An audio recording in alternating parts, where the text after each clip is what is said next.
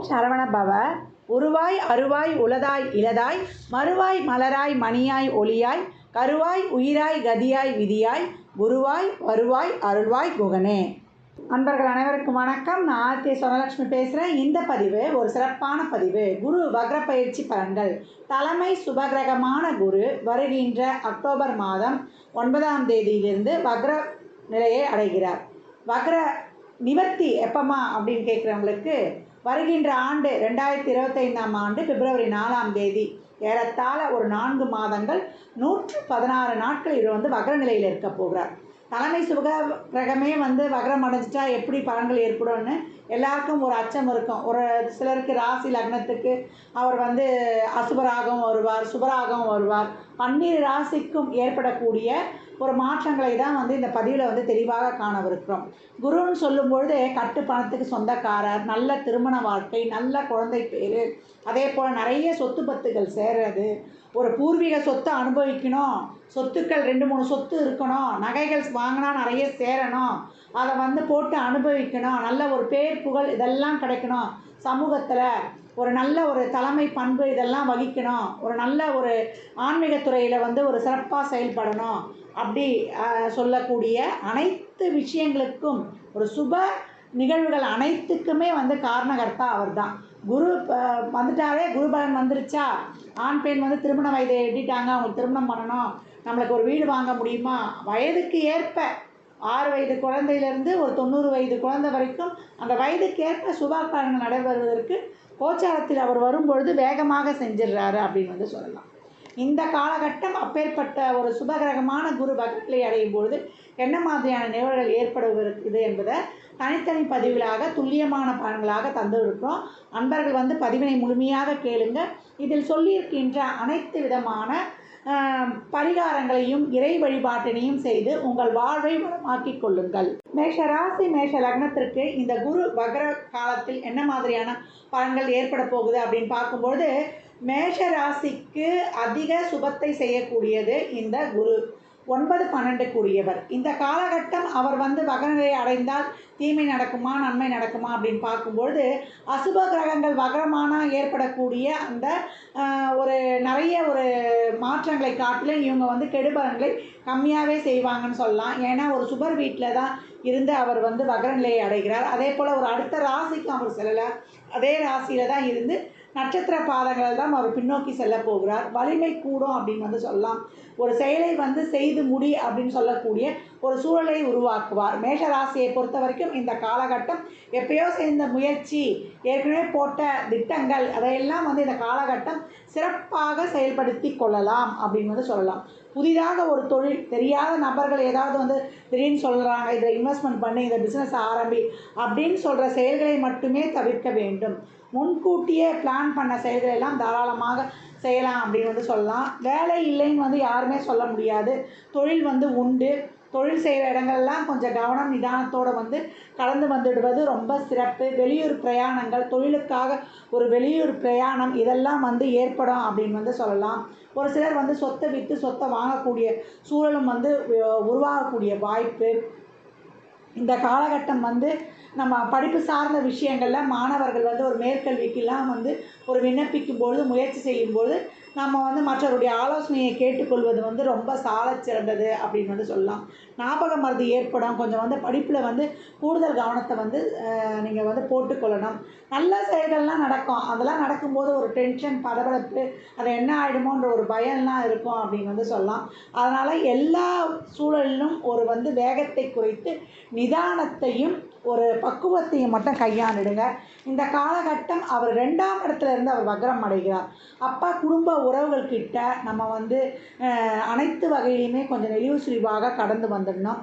நம்ம எந்த விஷயங்களில் கவனமாக இருக்கணும் அப்படின்னு பார்க்கும்போது, பணம் சார்ந்த விஷயங்களில் ரொம்ப கவனமாக இருக்கணும். பணம் கொடுக்கல் வாங்கல், யாருக்காவது ஒருத்தருக்கு ஜாமீன் போட்டோன்னா இந்த காலகட்டம் நம்ம உஷாராக இருக்கணும். நண்பர்கள்னு சொல்லுவாங்க, தெரிஞ்சவங்க சொல்லுவாங்க, ரொம்ப நல்லா பழகியிருப்பாங்க. அவங்க ஒரு சின்ன இதுதான்ப்பா, நான் அதை கட்டிடுவேன், நீ கொஞ்சம் வாய் வார்த்தையில் சொன்னால் கூட போச்சுன்னு சொன்னீங்கன்னா மாட்டிக்குவீங்க. அதனால் இந்த காலகட்டம் பணம் சார்ந்த விஷயங்களை தேவை. ஜாமீன் சார்ந்த விஷயங்களில் கவனம் தேவை. பிரயாணம் சார்ந்த விஷயங்களில் கவனம் தேவை. ஒரு இரவு நேர பயணங்களை வந்து தவிர்த்து கொள்ளுங்கள். அதே போல் இந்த காலகட்டம் நீர்வழி பிரயாணம் இல்லை ஒரு நீர்வழியில் ஒரு படகு சவாரி செய்கிறது, இதெல்லாம் வந்து கொஞ்சம் கவனம் தேவை அப்படின்னு வந்து சொல்லியாச்சு. உணவு பழக்க வழக்கங்களில் முறையாக கையாளணும். நோய் சார்ந்த விஷயங்களில் உடல் ஆரோக்கியத்தில் கூடுதல் கவனம் தேவை. உங்களுடைய பெற்றோருடைய உடல் உறவாகட்டும், உங்கள் குடும்ப உறவுகள் உடல் ஆரோக்கியமாகட்டும், இதெல்லாம் வந்து உடல் ஆரோக்கியத்தில் வந்து உங்களுக்கு கவனம் அதிகப்படியாக தேவை. உணவு பழக்க வழக்கங்களை முறையாக கையாண்டுடுங்க. இந்த ஒபிசிட்டி பிரச்சனை, அதே போல் வந்து உங்களுக்கு ஒரு நரம்பு சார்ந்த பிரச்சனை இருப்பாங்க, ஒரு தலை சார்ந்த பிரச்சனை இருக்கவங்களாம் இந்த காலகட்டம் வந்து அதிகப்படியான கவனத்தை எடுத்துக்கொள்ளணும். ஒரு சிலருக்குலாம் வந்து இந்த ஃபைல்ஸ் கம்ப்ளைண்ட் இருக்கிறவங்கலாம் கொஞ்சம் உணவு விஷயத்தில் காரம், உஷ்ண சம்மந்தப்பட்ட விஷயங்கள்லாம் கொஞ்சம் கவனமாக இருக்கணும். அதெல்லாம் வந்து ஒரு சிலருக்கு அதிகரிக்கக்கூடிய வாய்ப்பும் இந்த காலகட்டம் காணப்படும் அப்படின்னு வந்து சொல்லியாச்சு.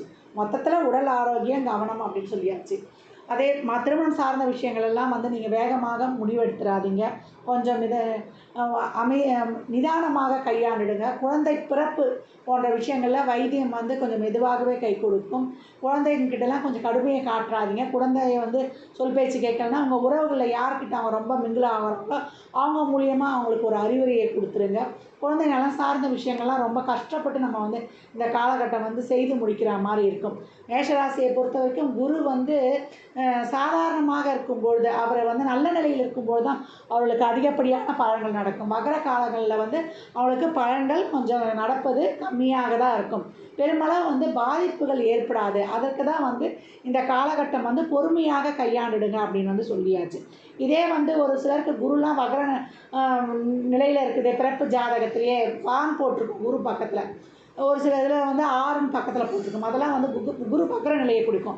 அவங்களுக்குலாம் ஒரு சிலருக்கு வந்து தொழிலில் வந்து நல்ல ஒரு பதவி உயர்வு, ஊதிய உயர்வு, ஒரு திடீர் அதிர்ஷ்டம், வெளியூர் வேலை வாய்ப்பு, வெளி இடத்துல சொத்து வாங்கிறது, இதெல்லாமே அடையக்கூடிய வாய்ப்பு, அவங்களுக்கு பிள்ளைகளுக்கு ஒரு நல்ல வேலை வாய்ப்பு கிடைக்கிறது, இதெல்லாமே நடக்கக்கூடிய வாய்ப்பு இருக்குது. இதை வந்து உங்கள் குரு வக்ரம் இருக்கா, குரு வக்ரம் இல்லையா என்று பார்த்து நீங்கள் வந்து பலன்களை எடுத்துக்கொள்ளணும். பெரும்பாலும் வந்து இந்த காலகட்டம் அனைத்து விஷயங்கள்லேயும் வந்து கொஞ்சம் கவனமாக இருப்பது, ஒரு நிதானத்தை கடைபிடிப்பது ரொம்ப அவசியம் அப்படின்னு வந்து சொல்லியாச்சு. மேஷராசியை பொறுத்த வரைக்கும் இந்த காலகட்டம் ஒரு கமிட்மெண்ட்லேயோ ஒரு வாக்குறுதியோ யார்கிட்டையும் கொடுத்து மாட்டிக்கொள்ளாதீங்க. அதுதான் உங்களுக்கு அறிவுறுத்தப்படுகிறது. ஒரு விளையாட்டுத்துறையில் இருப்பவங்களுக்கு தான் இந்த காலகட்டம் வந்து எல்லா செயல்களையும் கொஞ்சம் முடிக்கிறது கொஞ்சம் கடினமாகவே இருக்கும். அதே போல் அரசியல் துறையில் இருப்பவர்களுக்கு அரசாங்கத்துறை சம்மந்தப்பட்ட செயல்கள் செய்வதற்கெலாம் இது வந்து ஒரு சிறப்பான காலகட்டம். ஒரு ஆன்மீக பயணம் இல்லை வந்து ஒரு ஆன்மீக சார்ந்த ஒரு சுற்றுலா இதெல்லாம் போகக்கூடிய வாய்ப்பெலாம் வந்து இந்த காலகட்டம் வந்து அதிகமாகவே இருக்கும் அப்படின்னு வந்து சொல்லலாம். அதிகப்படியாக கடனை வாங்கிடாதீங்க. பின்னாடி உங்களுக்கு கட்டுறது வந்து ரொம்ப கஷ்டமாக இருக்கும். பொருட்களை, விலையுயர்ந்த பொருட்களை, பணத்தை வந்து கவனமாக கையாண்டுடுங்க. அதெல்லாம் வந்து ஞாபக மறதியாக எங்கேயாவது வைத்து இழக்கிறதுக்கும் வாய்ப்பு இல்லை, திருடு போகிறதுக்கும் வாய்ப்பு அதிகம். அதனால் அனைத்து விஷயங்களையுமே இப்போ ஒரு குழந்தையே ஒரு வெளி இடங்களுக்கு கூட்டு செய்கிறீங்கன்னா கொஞ்சம் கவனமாக உங்கள் கையை பிடிச்சி உங்கள் கண்காணிப்பில் வைத்துக்கொள்வது அவசியம். அனைத்து வகையிலுமே நீங்கள் வந்து கொஞ்சம் கவனமும் எச்சரிக்கையுடன் இருக்க வேண்டிய காலகட்டம். பணம் சார்ந்த விஷயம், உறவு சார்ந்த விஷயம், பொருட்கள் சார்ந்த விஷயம் அப்படின்னு வந்து சொல்லலாம். உங்களுடைய தேவைகள் அனைத்தையும் வந்து திட்டமிட்டு கொள்ளுங்கள். தேவையில்லாத செலவுகளை வந்து கட்டுப்படுத்தி கொள்வது ரொம்பவும் சிறப்பு. மேஷராசிக்கு இந்த குரு வக்ர காலத்தில் உங்களுக்கு ஞாபக மறதி கொஞ்சம் கூடவே இருக்கும். அதனால் வந்து எல்லாத்தையும் என்னென்ன செயல்களை செய்துக்கணுன்றதை வந்து ஒரு பேப்பரில் எழுதி வைத்து கொள்வது ரொம்ப சிறப்பு. ஒரு சிலர்லாம் வந்து இந்த சுக்கிரனுடைய நட்சத்திரத்தில் பிறந்தவங்க ஒரு 60 வயசுக்கு மேலே இருந்தீங்கன்னா உங்களுக்கு குரு தசாவே நடைபெறும். அவங்கெல்லாம் வந்து ஒரு ட்ரஸ்ட்டை ஆரம்பிக்கணும், ஒரு ஆன்மீக சார்ந்த விஷயங்கள்லாம் ஈடுபடணும்னா தாராளமாக இந்த காலத்தில் ஈடுபடுங்க. நிறைய தான தர்மங்கள் பண்ணுங்கள். எவ்வளோக்கு எவ்வளோ வந்து நீங்கள் முகம் தெரியாதவருக்கு உங்கள் உறவுக்குள்ளேயே பண்ணிக்கக்கூடாது. உறவு இல்லாத மற்ற குழந்தைகளுக்கெல்லாம் ஒரு நோட் புக் வாங்குறதுக்கு, அவங்களுக்கு ஸ்கூல் ஃபீஸ் கட்டுறதுக்கு, இதற்கெல்லாம் வந்து நீங்கள் வந்து அவங்களுக்கு ஒரு சாப்பிட்றதுக்கு வாங்கி கொடுக்குவதற்கு, இதெல்லாம் பண்ணும்பொழுது குழந்தைகளுக்கு நீங்கள் செய்யும்பொழுதும் உங்களை குருமாராக நான் வாழ்க்கையில் உயர்ந்ததுக்கு இவர் தான் காரணம், இவர் தான் வந்து நான் குருவாக நினைக்கிறேன் அப்படின்னு சொல்கிறவங்களுக்கு உங்களால் இயன்ற உதவிகள்லாம் செய்யும்பொழுது இந்த வக்ர காலத்திலும் உங்களுக்கு ஏற்படக்கூடிய நெருக்கடிகளை வந்து நீங்கள் தீர்த்து கொள்ளலாம். அருகில் இருக்கக்கூடிய நவகிரகங்களில் இருக்கக்கூடிய குரு பகவானை வழிபடுவதும் அதே போல் ஒரு குருவுடைய வழிபாடு, மகான்கள் வழிபாடு, சித்தர்கள் ஜீவசமாதி வழிபாடு இந்த காலகட்டம் வைத்துக்கொள்வது உங்கள் வாழ்க்கையின் ஏற்றத்திற்கு மிக சிறப்பான பலன்களை மிகுதியாக தரும் அப்படின்னு சொல்லலாம். மெடிடேஷன் பண்ணுங்கள். குருனாலே தியானம்தான். இந்த காலகட்டம் அமைதியாக இருந்து செயல்படுவது தான் உங்களுக்கு அதிகப்படியான பலனை தரும்.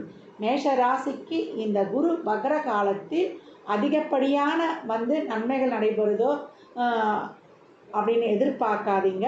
தீமைகள் நடைபெறாமல் இருப்பதே நமக்கு சிறப்பான பலன் தரும் அப்படின்னு சொல்லலாம். இந்த பலன்கள்லாம் கோள்களின் கோச்சார நகர்வை வைத்து சொல்லப்பட்டிருக்கு. உங்கள் சுய ஜாதகத்தில் இப்போ என்ன தசாபுத்தி நடக்குது, அது எதற்காக உங்களுக்கு ஊக்கப்படுத்துது, அது திருமணம் குழந்தை பாக்கியத்துக்காக குரு உங்களுக்கு முதன்மை தரப்போகிறாரா, இல்லை பொருளாதாரத்திற்கு செயல்பட போகிறாரா என்பதெல்லாம் உங்கள் சுய ஜாதகத்தில் ஆய்வு செய்யும்பொழுது நம்ம தெளிவாக அறிந்து கொள்ளலாம். குரு தசாவே நடந்து குருவும் வக்ர நிலையில் இருக்கும் பட்சத்தில் நமக்கு சிறப்பு பலன்களை அதிகப்படியாக எதிர்பார்க்கலாம். மேஷ ராசி லக்னக்கார அன்பர்கள் வாழ்நாள் முழுவதும் சிறப்பான பலனை அடைவதற்கு என் மனமார்ந்த வாழ்த்துக்களை தெரிவித்துக் கொள்கிறேன். ஜாதகம் பார்க்க விரும்பும் அன்பர்கள் கீழ்கண்ட எண்ணுக்கு மெசேஜ் செய்யுங்க. தங்களுக்கான விவரங்கள் அளிக்கப்படும். அப்பாயின்மெண்ட் பெற்றுக்கொள்ளலாம். ஜாதகம் சிறந்த முறையில் கணித்து பார்த்து தரப்படும். முகூர்த்த நாட்கள் குறித்து தரப்படும். ஜாதகம் சிறந்த முறையில் கணித்து எழுதி தரப்படும்.